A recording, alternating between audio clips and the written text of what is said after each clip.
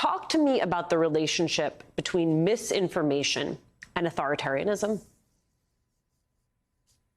Yeah, it's absolutely fundamental. And Trump is a superb propagandist, and he's also a cult leader. And this is really important. And it's people don't quite know how to cover him as a cult leader.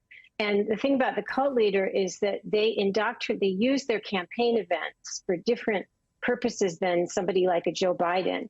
They're using their campaign events to indoctrinate people into believing that only they have the truth or their allies, right? So misinformation, disinformation, propaganda is at the very heart of authoritarianism. And it's not just getting people to believe one or two lies, it's actually changing the way they think and how they make associations. So one thing is every authoritarian tries to change the perception of violence, making it into something positive. And so Trump's been doing this. In the CNN town hall, he said, the rioters had love in their hearts. Well, they had love in their hearts for him as a cult leader, but he's been doing this kind of thing since 2015 at his rallies, pushing violence as something positive. So that's an example. It's very, very dangerous, and it's going to continue.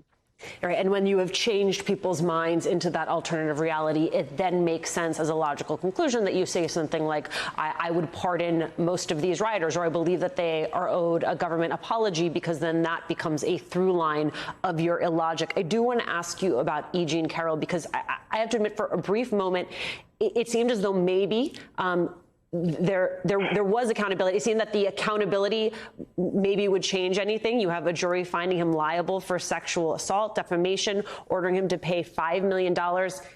Yet he was right back at it. I mean, 24 hours later, calling Carroll names.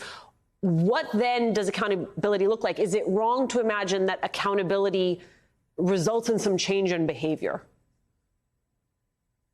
No, it's not going to result in change in behavior on his part.